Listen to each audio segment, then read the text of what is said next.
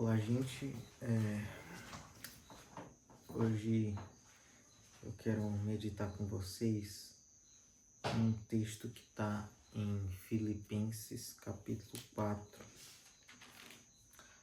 os versículos 2 até o versículo 7. E diz assim: Peço a Evódia e peço a Sintique que no Senhor tenham o mesmo modo de pensar. E peço também a você, fiel companheiro de jugo, que auxilie essas mulheres, pois juntas se esforçaram comigo no Evangelho, juntamente com Clemente e com os demais cooperadores meus, cujos nomes se encontram no livro da vida. Alegrem-se sempre no Senhor. Outra vez digo, alegrem-se. Que a moderação de você seja conhecida por todos. Perto está o Senhor.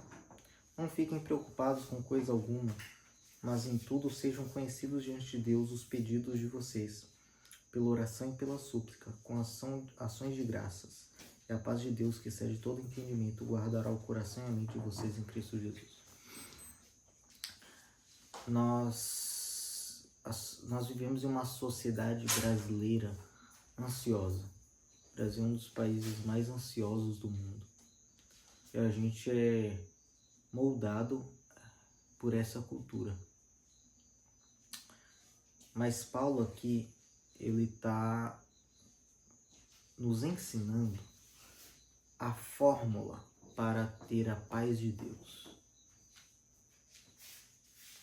O apóstolo Paulo, ele estava na prisão quando ele escreveu essa carta.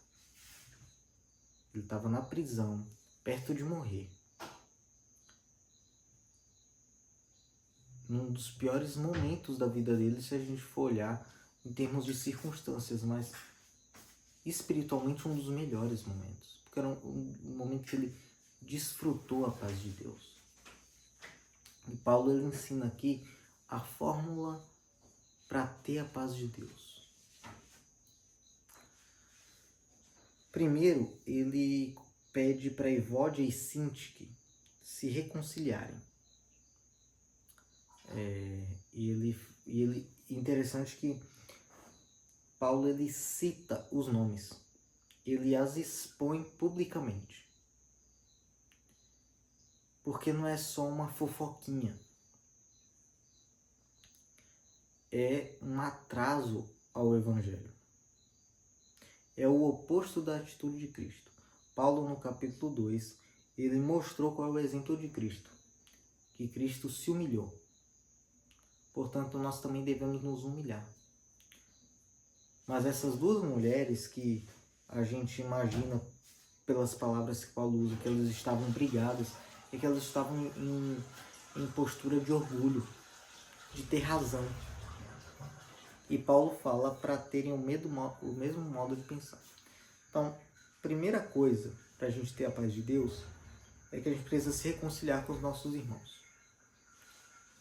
E ter o mesmo modo de pensar não significa concordar em tudo, mas significa complementar com o pensamento diferente do outro. Isso que é visão. Presta atenção na palavra divisão. Di significa dois. Divisão significa duas visões. Quando Paulo escreve aos Coríntios, ele fala assim, olha, vocês dizem, eu sou de Paulo, eu sou de Apolo, eu sou de Cefas, eu sou de Cristo. E Paulo faz uma pergunta retórica. Será que Cristo está dividido? Ou seja, será que Cristo tem duas visões? As pessoas falam assim, mas a minha visão é essa. Mas qual é a visão de Cristo? Cada um de nós temos pontos de vista, mas devemos juntar todos esses pontos de vista para formar a visão de Cristo. Para termos a mente de Cristo. Isso é ter o mesmo modo de pensar. Não significa concordar com tudo. Mas ter o mesmo modo de pensar é ter a mente de Cristo. E aí, ele elogia, né? Porque nós devemos elogiar as pessoas. Todas as pessoas, mesmo as pessoas que têm defeitos, porque todo mundo tem qualidades, nós devemos elogiar as pessoas. Paulo, depois de pedir que Evódia e Sintique tem o mesmo modo de pensar, ele fala para que essas mulheres, olha só, se esforçaram comigo no Evangelho. Paulo está elogiando agora essas mulheres, porque elas se esforçaram com ele no Evangelho. E aí Paulo diz, alegrem-se sempre no Senhor. Outra vez digo, alegrem-se. Então, depois da gente se reconciliar, viver em paz com os irmãos, nós devemos nos alegrar. A alegria não é uma emoção. Não é como se os filipenses estivessem tristes. Aí Paulo, alegrem-se. Aí eles, agora eu tô alegre. Não, a alegria é uma decisão. Paulo fala, alegrem-se sempre no Senhor. Outra vez digo, alegrem-se. Alegria é uma decisão.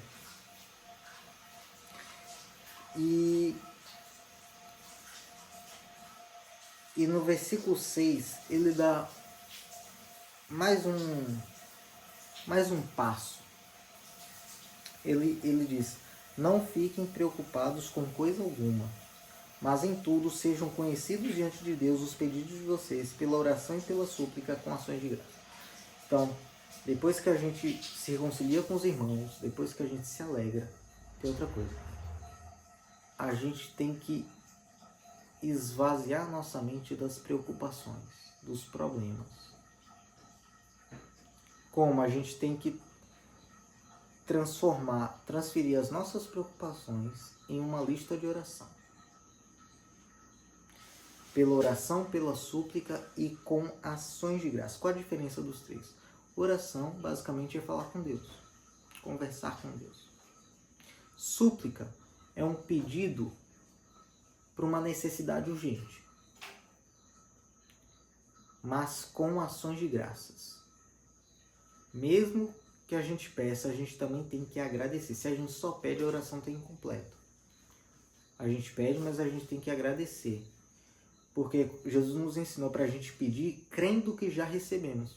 Então nós já agradecemos por antecipação. Com ações de graça. Então a gente pede, a gente suplica, mas agradece. Então você está desempregado. Você pede a Deus um trabalho, mas você agradece porque Deus o está sustentando. Você está doente. Você pede a Deus a cura, mas você agradece porque você está vivo. E poderia estar pior, mas Deus não deixou. Então, essa é a fórmula. Se reconciliar com os irmãos, se alegrar sempre no Senhor e orar e suplicar a Deus, né? Transformar suas preocupações em orações pedindo a Deus e agradecendo. E qual é o resultado disso? É o versículo 7. E a paz de Deus, que excede todo entendimento, guardará o coração e a mente de vocês em Cristo Jesus.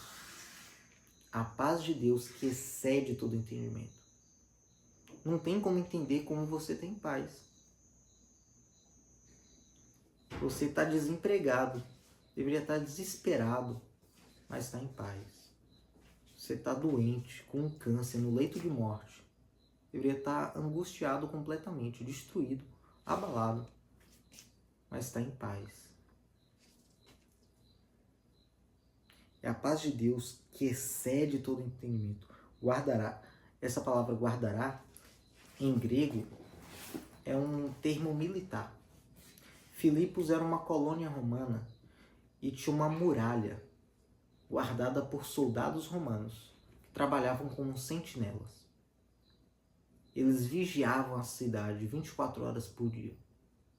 Soldados do maior império que já existiu guardavam aquela cidade. O apóstolo Paulo fala que a paz de Deus, que excede todo o entendimento, guardará o coração e a mente de vocês em Cristo Jesus.